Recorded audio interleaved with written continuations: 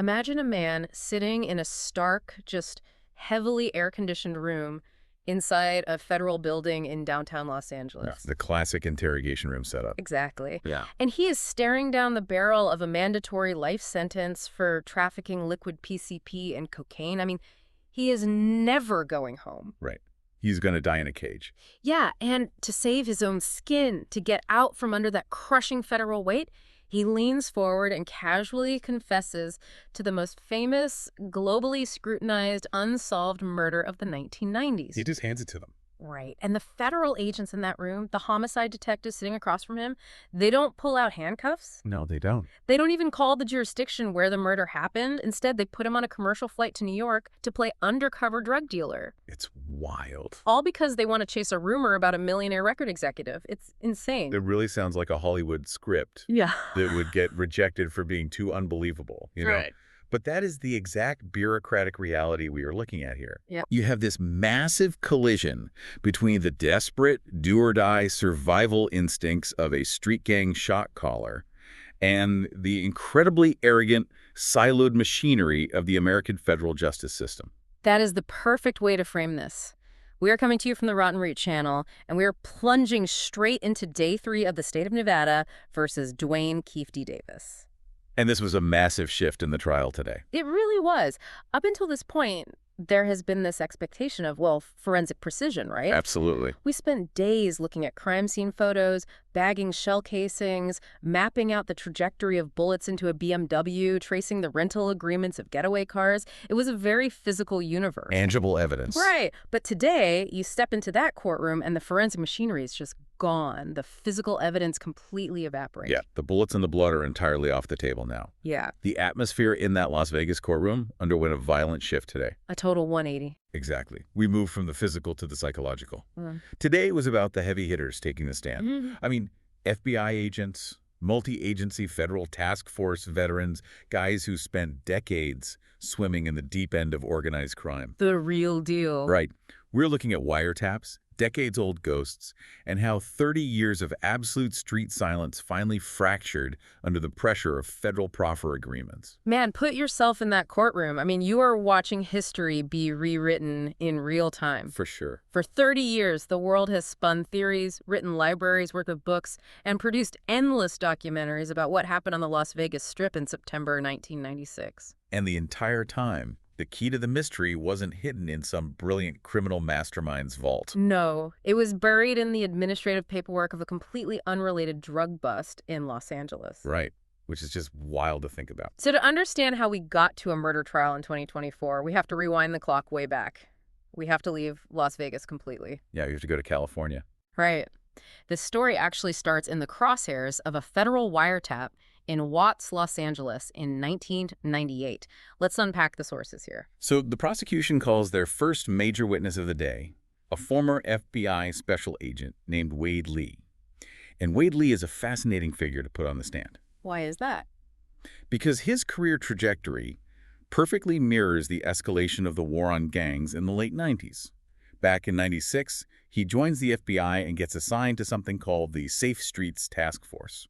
Right, and just to give some texture to that for you listening, the Safe Streets Task Force wasn't just a couple of guys in a squad car eating donuts. Oh, no, not at all. This was a massive multi-agency battering ram. You had the FBI partnering up with local LAPD, throwing federal resources, federal surveillance tech, and federal funding at the most entrenched gang territories in Southern California. Exactly. And the specific target for Agent Lee's unit was the Grape Street Crips, who were operating out of the Jordan Downs housing projects in Watts. And you have to understand the geography and the culture of Jordan Downs in the mid-90s to really grasp what the FBI was up against. Agent Lee testified that Jordan Downs was essentially a fortress. Like a literal stronghold. Yeah, it was arguably the largest, most densely populated crypt set in the entire United States at that time. They didn't just operate in the projects that governed them. Wow. They controlled the narcotics trafficking, the illicit economy, and the violence within that entire sprawling complex. So the local cops were practically outgunned and outmaneuvered. Completely outmatched. Which is why they bring in the federal wiretaps. They're sitting in vans, tapping landlines, monitoring pagers, because this is the 90s, obviously. This pager era. Yeah, and they're doing this exhaustive, slow-burn surveillance.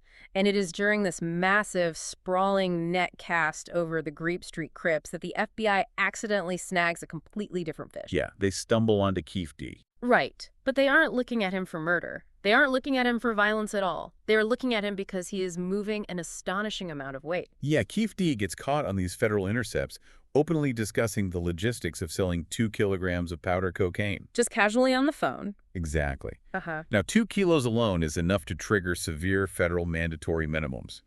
But the context provided during the testimony paints an even bigger picture. How much was he really moving? Well, Keffe D had casually bragged to informants, or on wiretaps, about being fronted up to 200 kilos of cocaine at a single time by a Colombian cartel supplier named Primo. 200 kilo. I mean, let's just pause on that number for a second. Yeah. They aren't talking about a guy standing on a corner selling dime bags. No, this is wholesale.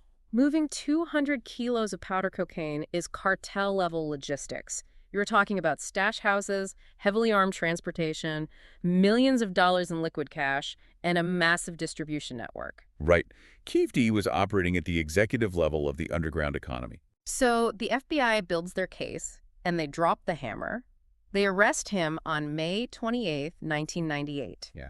And because of the federal sentencing guidelines in place during that era, which were notoriously brutal for narcotics, right? Oh, incredibly harsh. Keffe D is looking at a guaranteed 10 years in a federal penitentiary. And we need to clarify what a 10-year federal sentence actually means, because it's different from state time. Right. Explain that. In the state system, you might get 10 years and serve 4 if you have good behavior and the prisons are overcrowded. But in the federal system, there is no parole. None at all. Nope. The truth in sentencing laws mean you are doing 85 to 100% of that time. A decade in a federal box is a terrifying prospect for a man who is used to running the streets. Which forces him to the table. Exactly. On July 14th, 1998, Keffe D and his attorney, a high-profile guy named Edie M. Fail, walk into a room with Agent Wade Lee, his partner, Agent Todd Holliday, and an assistant U.S. attorney named Michael Terrell. They sit down for a proffer session. Yes, and this is a concept that gets thrown around in crime shows a lot, but I want to really drill down into the mechanics of a proffer, because it is the linchpin of this entire trial. It's often called a queen for a day agreement, right? Yeah, the phrase queen for a day makes it sound almost whimsical, but it is one of the most high-stakes legal gambles a defendant can take. How does it work? A proffer session is the very beginning of plea negotiations. The government slides a piece of paper across the table. The agreement states that the defendant will sit in this room and open their brain. Just spill everything. Everything. They will tell the absolute, unvarnished truth about everything they know regarding the criminal underworld, their own crimes, their associates' crimes, unsolved mysteries, everything.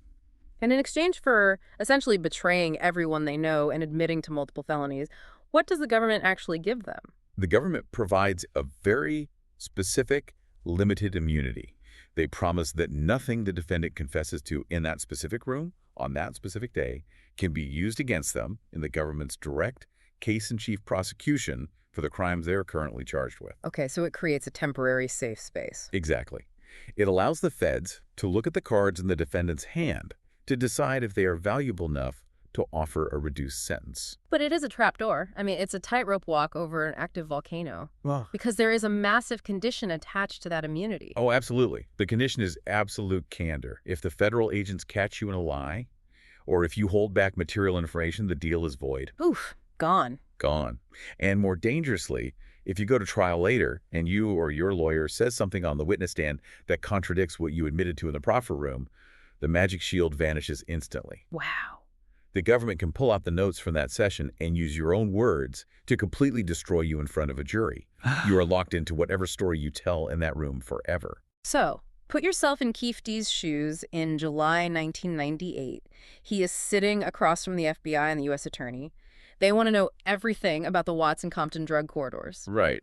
But inevitably, because Keffe D is a known shot caller for the Southside Crips, the feds ask him the $2 million questions. Yeah, the big ones. What do you know about the murder of Tupac Shakur in 96? And what do you know about the murder of Biggie Smalls in 97? And Keffe D executes a survival strategy that is, frankly, brilliant in its manipulation. What does he do? He doesn't just deny involvement. He builds an elaborate decoy. He points the federal government at the one thing they love investigating more than gang members. Which is? Corrupt cops. Think about the tactical audacity of this. You are cornered by the feds, and instead of snitching on another gang member, you point at the police. Yeah, he feeds them a massive systemic conspiracy. Keffe D tells Agent Lee and the Room that the real power behind the violence and the drug trade isn't just the street gangs, it's the Compton Police Department. That is wild. He specifically names a former Compton cop, Reggie Wright Jr., and his father, Reggie Wright Sr., who was a lieutenant in the department. Right. He tells the FBI that Suge Knight, the head of Death Row Records, deeply affiliated with the mob Piru Bloods, had completely monopolized the North Compton cocaine trade. Yeah. But when Suge Knight got locked up, Keffe D claims that Reggie Wright Jr., a former cop, stepped in and took over the entire operation. And he gives them specific locations, too. He tells the FBI that Wright Jr. is running the cocaine distribution out of a front business, an auto body shop called the Untouchables. He's painting a really detailed picture. Oh, very detailed. He alleges that this former cop has active blood gang members operating as his street-level soldiers. And then he connects this massive corruption ring directly to the Biggie Smalls murder. This is where the lie becomes almost cinematic. It really is. Keffe D weaves himself into the narrative of the night Biggie died in 97. He tells the feds he was actually at the Peterson Automotive Museum party that night. He claims he saw Reggie Wright Jr. roll up with a dozen Treetop Blood gang members. And Keffe D paints himself as the Good Samaritan. Yeah, the hero of the story. He claims he walked up to Biggie Smalls, whom he knew through a New York hustler named Zip Martin, and personally warned Biggie. He tells the feds, he said, "Watch your back, the Bloods are here." Which is such a smart move if you think about it. By placing himself at the scene as a warning voice, he simultaneously explains why people might have seen him there while completely removing his own motive for the murder. Right. He makes himself an invaluable eyewitness to the feds without admitting to a crime. And the cherry on top of this misdirection is when the FBI shows him a composite sketch of the suspected shooter in the Biggie case. What does he say? Keffe D looks at it and says, "That looks exactly like Reggie Wright Jr." Man, it is a masterclass in reading your audience. Keffe D knew he was sitting across from federal agents. Yeah. What is the FBI's institutional bias? They love macro conspiracies. They love taking down dirty police departments. It justifies their budget, it gets headlines, it's career-making stuff. That's exactly. Keffe D recognized that hunger and fed them a 5-course meal of police corruption. He traded a fabricated, sensational story about the Compton PD for 4 years of his life back. And it worked flawlessly for him at the time. Because of the valuable intelligence he provided about the Compton police and the Watts drug trade, the U.S. attorney filed a motion for a downward departure in his sentencing. So he didn't do the 10 years? No. Instead of doing the mandatory 10 years, Keffe D was sentenced to roughly 70 to 77 months. He did a little under 6 years. He played the system and won. But that victory from 98 is exactly what the defense attorney in this 2024 trial, Mr. Samp, uses to completely dismantle the FBI's credibility on cross-examination. Oh, it was a brutal dissection of federal methodology. Yeah, Samp zeroes in on how Agent Wade Lee documented this incredible confession, and he targets something called the FBI 302 report. Right. The 302 is the standard form the FBI uses to summarize an interview. Now, for anyone conditioned by modern true crime, where every interrogation room has 3 4K cameras and omnidirectional microphones. Yeah, like you expect it to be a movie set. Exactly. But the 302 process sounds archaic. It is literally just an FBI agent sitting in a room, listening to a suspect, and taking handwritten notes on a legal pad. Wait, no audio recording? No audio recording, no video recording. Right. Later, the agent goes back to their desk and dictates or types up a summary of those notes into a formal 302 document. Which is absolute insanity to me. We are talking about 1998. The technology to record a conversation was cheap and everywhere. Oh yeah, everyone had a Walkman. Teenagers were making mixtapes in their bedrooms.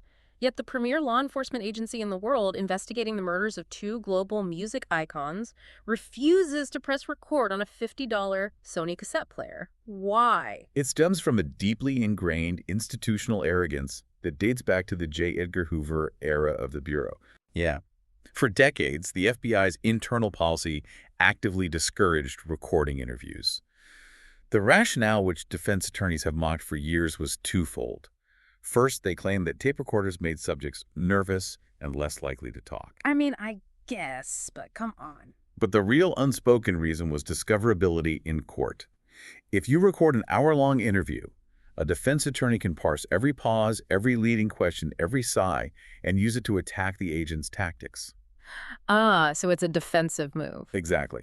If you only provide a 302 report, the only official record of that room is the polished, formalized summary written through the lens of the FBI agent. It makes the agent's memory bulletproof in court. But Mr. Samp uses that exact arrogance to shred Agent Lee on the stand. Because Keffe D didn't just lie about Biggie, he also had to address the Tupac murder to fulfill his proffer obligation. Right, you had to give him something. And to distance himself from the Vegas shooting, Keffe D told the FBI a very specific, verifiable story.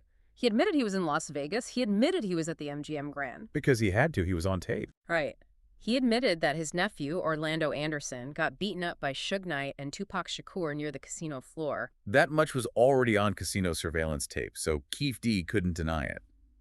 But the divergence happens after the fight.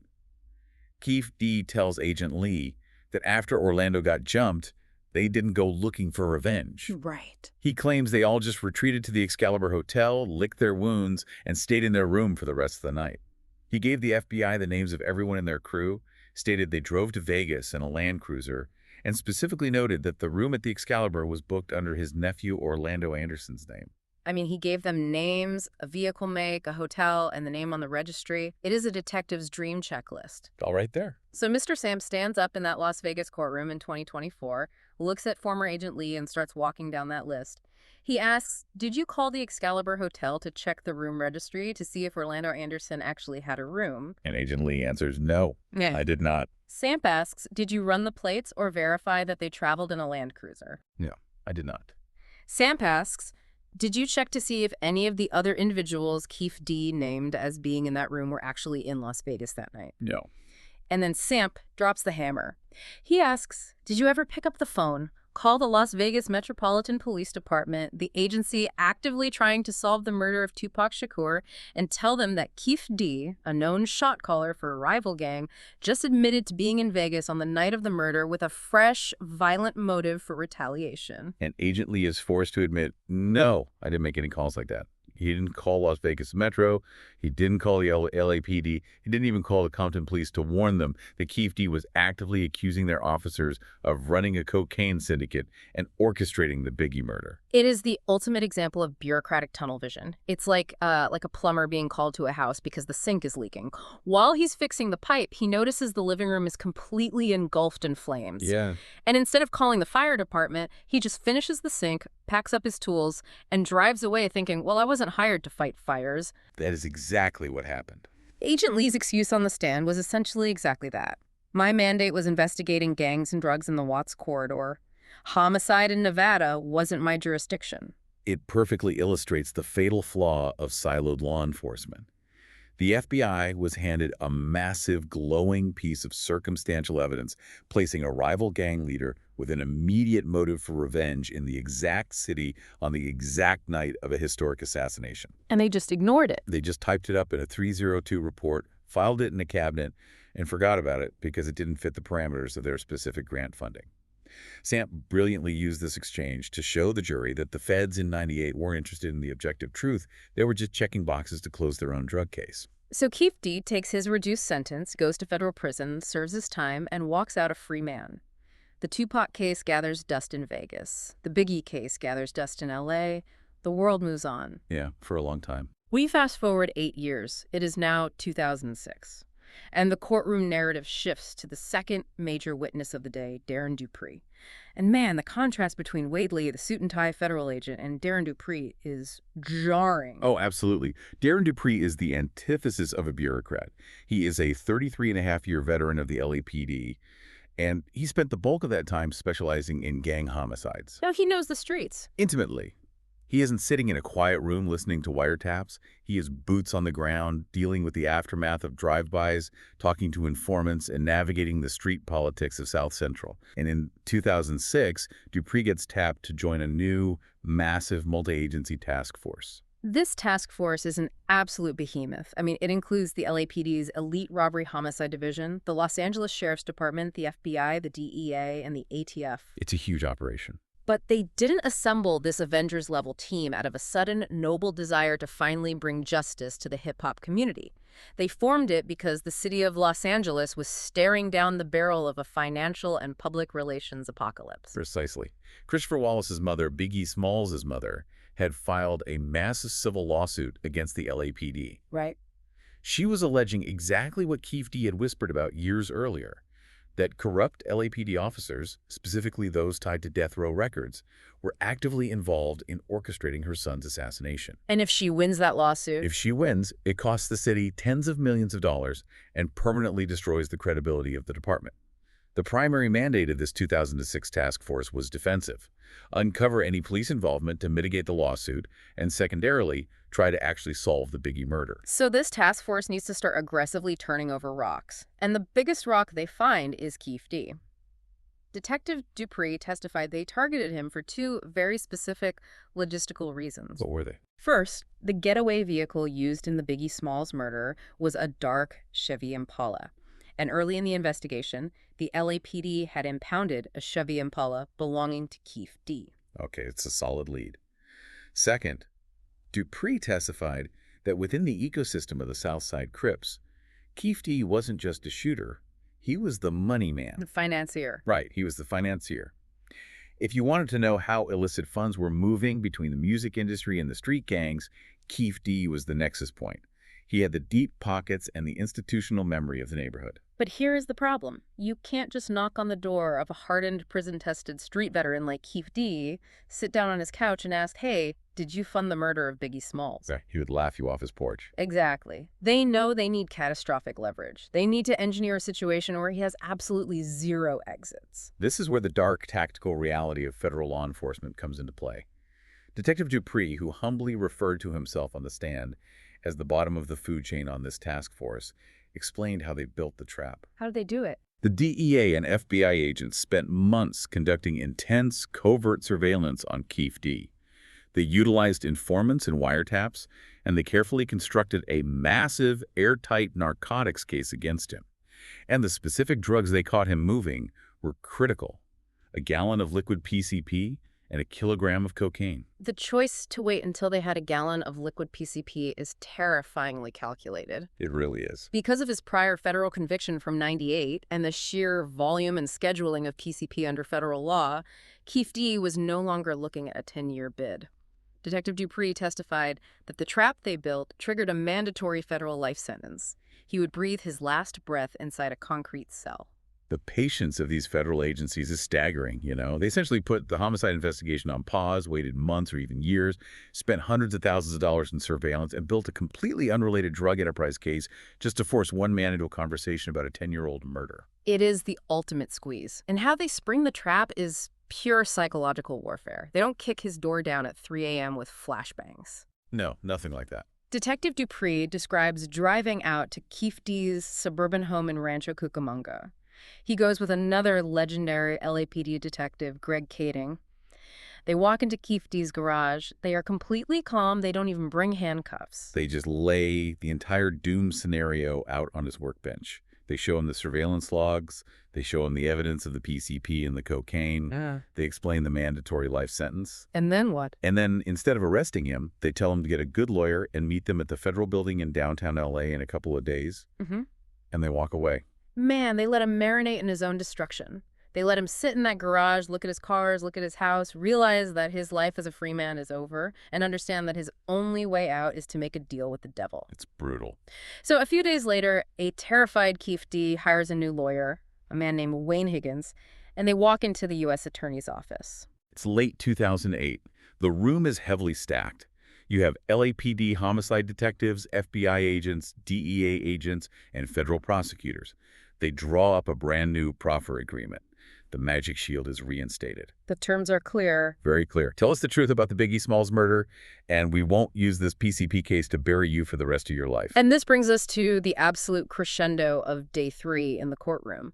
The task force starts pressing Keffe D. They're pushing him on the Biggie murder, pushing him on the Impala, pushing him on the corrupt cops. Yeah.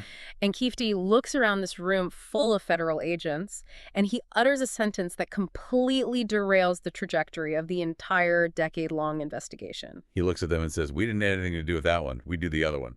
Detective Dupree testified that the entire room was shook. I mean, you have to imagine the profound silence that fell over that table. You could hear a pin drop. These guys were a dedicated Biggie Smalls task force. They had zero jurisdiction over Las Vegas. They weren't looking for Tupac's killers. And suddenly, the man sitting across from them casually volunteers a confession to the other greatest unsolved mystery in hip-hop history. And the prosecution actually played the audio tape of this confession for the jury today. It's a recording dated December 18th, 2008. What do you hear on it? On this tape, you hear Keffe D finally, after 12 years of silence, lay out the brutal mechanics of the Las Vegas shooting. He confirms the preamble he told the FBI back in '98.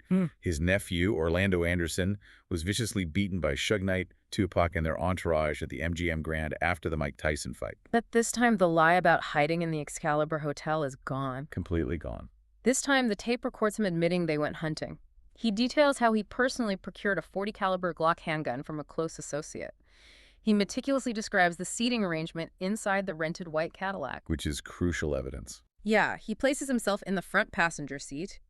Terrence Bubble Up Brown is behind the wheel. In the back seat, directly behind the driver, is DeAndre Dre Smith. And in the back right passenger seat is his nephew, the man who was beaten earlier that night, Orlando Anderson. Keffe D describes the tension in the car as they spot the convoy. They pull up on the right side of the black BMW, driven by Suge Knight, with Tupac in the passenger seat. Right.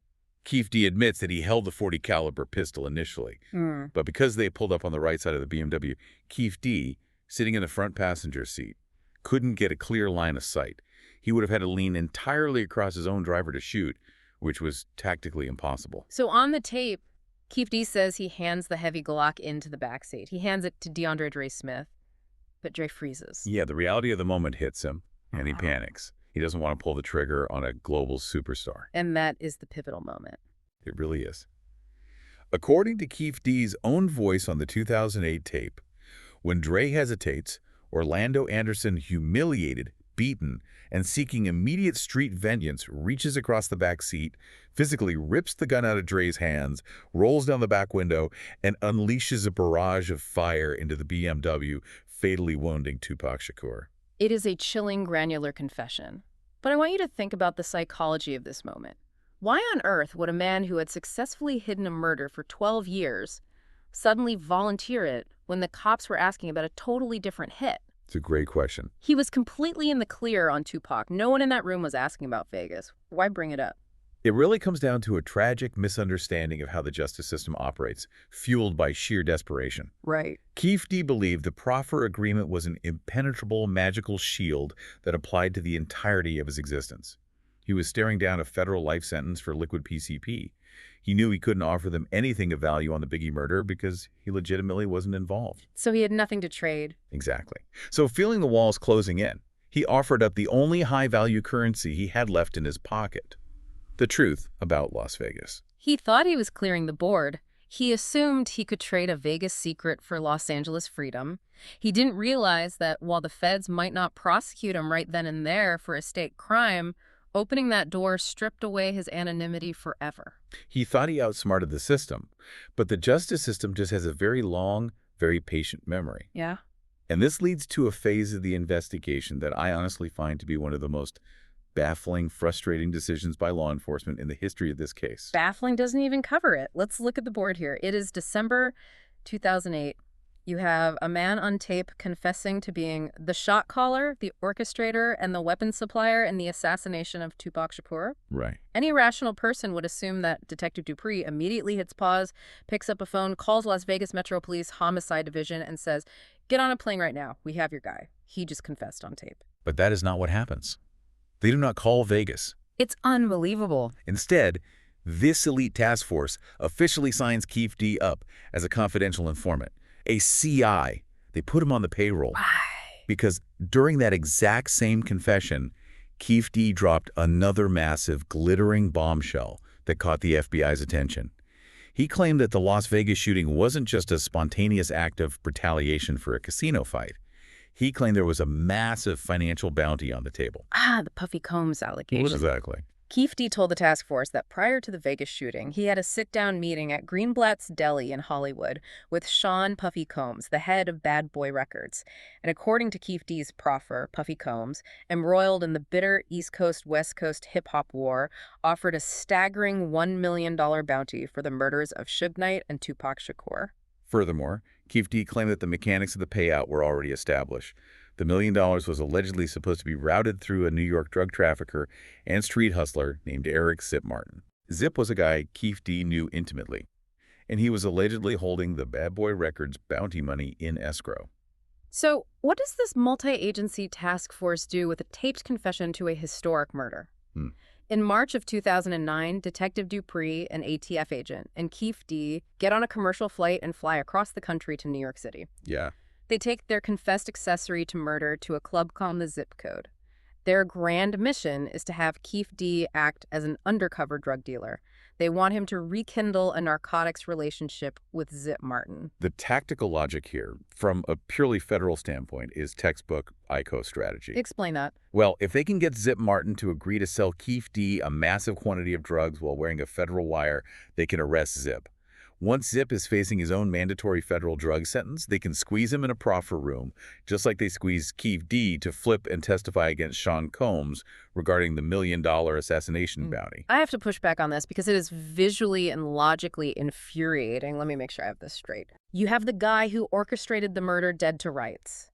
And instead of arresting him, you put him on a plane, send him to New York, and have him play undercover drug dealer to catch a record executive. I know, it sounds crazy. Going back to the plumber analogy, this is like finding the guy who poured gasoline all over the house and lit the match, but letting him walk away so you can try to arrest the guy who theoretically lent him $5 to buy the matches. It is absolute insanity. I completely understand the frustration, but you have to view this through the lens of a federal or ICO investigation, the Racketeer Influenced and Corrupt Organizations Act. The FBI, the DEA, the ATF, they fundamentally do not care about a single state-level drive-by shooting in Nevada. It's just too small for them. Exactly. A localized homicide is small potatoes to a federal prosecutor. What they care about is proving the existence of a sprawling, multi-state criminal enterprise. They wanted to prove that Bad Boy Records and Death Row Records weren't just music labels, but massive criminal syndicates built on narcotics trafficking, money laundering, and contract killings. That is the holy grail for a federal agent. Detective Dupree testified to this directly on the stand. He stated, "Everybody knows that those record companies first started with the sales of narcotics. Right. The feds wanted the macro conspiracy. They wanted to take down the billionaires, the CEOs, and the kingpins. The Las Vegas homicide was merely a stepping stone, a single piece of leverage to build a much larger financial case. If they arrest Keffe D right there and hand him to Las Vegas Metro, the federal investigation into Sean Combs and the $1 million financial trail dies instantly." But the irony is that the New York sting fails miserably anyway. Yeah, it completely fell apart. They fly all the way out there, they get to the Zip Code Club, and Zip Martin is deathly ill with cancer. He can barely stand. He tells Keffe D he's completely out of the street game and has handed his illicit business over to his nephew. So they get nothing. Right. The feds can't buy the drugs, they can't get the wiretap leverage, and the entire grand multi-agency ARCO strategy collapses into dust. And it isn't until September 2009, almost a full year after Keffe D first confessed on tape, and only because the federal task force is officially being disbanded due to a lack of progress, that they finally pick up the phone, call Detective Dan Long from the Las Vegas Metro Police Department, and hand over the tapes. Which brings us to the final and perhaps most critical dynamic of Day 3, the defense's cross-examination of Detective Dupree. And Mr. Samp, Keffe D's defense attorney, operates like a surgeon here. He was relentless. He stands up in front of the jury and exposes a catastrophic investigative failure by this task force. He asks Dupree, "When Keffe D gave you the specific names of the men in that white Cadillac in 2008, Did you verify if any of them were still alive? And a devastating truth emerges on the stand. In December 2008, when Keffe D made his confession, Terrence Bubble Up Brown, the man who was allegedly driving the white Cadillac during the murder, was still alive and living freely in Los Angeles. Unbelievable. The task force had his name, they had his location. And Samp asks the obvious question. Did you ever go knock on his door and interview him to verify Keffe D's story? Detective Dupree has to look at the jury and admit, no, we never got a chance to. We never got a chance to. Samp counts on this admission. He establishes that law enforcement was so entirely obsessed with chasing the ghost of Sean Combs' money in New York that they failed to do basic, day-one homicide detective work right in their own backyard. Yeah, they let a living eyewitness and a direct accomplice slip right through their fingers. And tragically, Terrence Brown was later murdered in an unrelated shooting in Compton before anyone ever bothered to question him. The defense's narrative here is incredibly potent, and you can see it landing with the jury. Samp is painting a very specific picture. What's the picture? Look at this man, Keffe D. He was cornered. He was facing a life sentence in a federal tomb. He knew the LAPD was desperate to solve the Biggie Smalls case. When he realized he couldn't help them with Biggie, he spun a massive, unverifiable tale about Tupac, $1 million bounty, and Sean Combs, just to give the feds the sensational Hollywood conspiracy they so desperately craved. He lied to save his own skin. Exactly. And law enforcement was so blinded by the prospect of a high-profile Archives case that they didn't bother to verify a single word he said. It is a highly compelling argument. The defense is essentially saying, if the police didn't believe the story enough to go interview the getaway driver who lived 20 minutes away, why should this jury believe the story enough to convict him 15 years later? But Detective Dupree delivers a counter-argument on redirect that completely shifts the emotional weight of the room back to the prosecution. Yeah, the prosecutor asks Dupree, did you have reason to doubt his version of events? And Dupree drops the police jargon. He gets very serious, and he leans into his 3 decades of dealing intimately with South Central gang culture. He testified that Orlando Anderson wasn't just some random trigger man. Within the hierarchy of the Southside Crips, Orlando was considered the prince. The prince? Yeah, he was deeply loved, fiercely protected, and widely respected by his family and the gang. Dupree looks at the courtroom and says, I didn't think Mr. Davis would put the gun in his own nephew's hand, dead or alive, and put that smut on him unless it was true. He explains the brutal, unforgiving reality of the street code. Tupac Shakur wasn't just a rival gang member. He was a global icon, a hero to millions of people, even within those same neighborhoods. Dupree is arguing that taking the blame for murdering a cultural deity doesn't bring you street cred. It brings massive, suffocating heat, it brings shame, and it paints a permanent target on your back and the backs of your family members. Right. Dupree is telling the jury that a hardened street veteran like Keffe D would never falsely pin the murder of a global icon on his dead, beloved nephew just to dodge a drug charge. The stigma in the neighborhood would be far too intense to bear. It grounds Keffe D's confession in a deeply human, street-level logic that cuts right through all the slick legal maneuvering. It is a profound collision of worlds. You have this pristine, sterile courtroom with lawyers in expensive suits arguing about federal jurisdictions, ARCO statutes, and 302 reports, being forced to dissect the raw, brutal ethics of gang loyalty and street survival. It's powerful stuff. It really is. Dupree's testimony counters the defense's narrative perfectly. It tells the jury, this wasn't a calculated lie to the feds. This was a tragic, desperate truth torn out of a man who had exhausted every other option. And speaking of that collision between the street code and the courtroom, we have to talk about another major moment from the trial today, the testimony of Mob James McDonald. Oh man, Mob James on the stand was intense. Just absolute theater. For those who don't know, Mob James is a former enforcer and security guy for Death Row Records. He's deeply entrenched in the Mob Peru Bloods history, and the prosecution calls him as a witness to establish the gang dynamics and corroborating details from that era. But he immediately became what you'd call a hostile witness. Very hostile. Right out of the gate, he was resisting the prosecution's questioning. He made it very clear he did not want to be there. Yeah, you could feel the tension. The prosecutor is trying to get him to implicate Keffe D to confirm rivalries, and Mob James is basically giving him nothing. He's dodging, he's giving vague answers. Because even 30 years later, the unwritten street code still governs his actions. Snitches get ditches. That mentality doesn't just fade away because you're sitting in front of a judge. Exactly. He was visibly frustrated by the entire process. It was a live demonstration of exactly what Detective Dupree was talking about earlier, The loyalty, the silence, the refusal to cooperate with the system, it's still alive in that courtroom. And it was fascinating to watch the prosecution try to wring water from a stone. They're asking him direct questions about Keffe D, and Mob James is basically saying, I'm not doing your job for you. Which plays right into the broader theme of today's deep dive. The legal system trying to force its rules onto a culture that operates on a completely different set of laws. So as we wrap up day 3, let's look at the strategic scorecard. What does this all mean for the trial moving forward? The state definitely scored a massive foundational victory by getting we did the other one, confession, officially entered into the record. That was huge. Yeah, they established Keffe D's self-incrimination in his own voice on tape. They established a clear motive retaliation for the casino beating, and they established his role in providing the murder weapon and orchestrating the hit. But the defense drew serious blood today, too. They surgically exposed the FBI and LAPD's shockingly negligent follow-up. Without a doubt. They proved that federal law enforcement failed to verify hotel rooms, failed to check rental cars, failed to interview living accomplices, and essentially treated the Las Vegas homicide as a disposable pawn in a failed federal chess game. The defense successfully planted a heavy seed of reasonable doubt.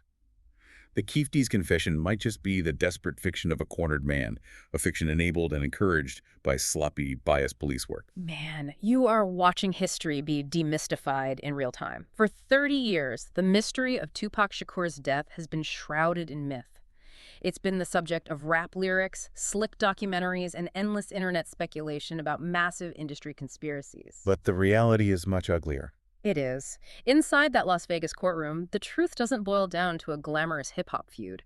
It boils down to the grim, mundane realities of the criminal justice machine. Yeah. It boils down to a terrified man leveraging his dead nephew's ghost to get out of a federal PCP charge, while a bureaucratic task force completely ignores the actual murder to chase a phantom $1 million bounty in New York. It strips away all the legend and leaves us with the cynical machinery of law enforcement.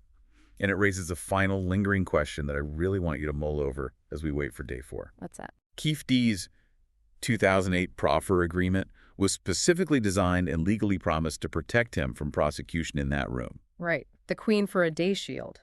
But the federal government ultimately packed up those tapes, turned them over to Las Vegas Metro in 2009, and that specific handover led direct into him sitting in the defendant's chair in 2024. What does that say about the promises our justice system makes in the dark? Wow. When you are sitting in an interrogation room facing the rest of your life in a cage and you make a deal with the government to save yourself, does the government just wait 15 years, let you think you're safe, and then show up in a Nevada courtroom to collect? That is a heavy, heavy thought to end on. And it perfectly mirrors the shadows and leverage we talked about at the very beginning of this deep dive. Nothing in this case is a clean forensic X-ray. It is all human desperation and institutional blind spots. Thank you for joining us on this deep dive. Stay curious, keep questioning the official narrative, and we will see you back here for day 4.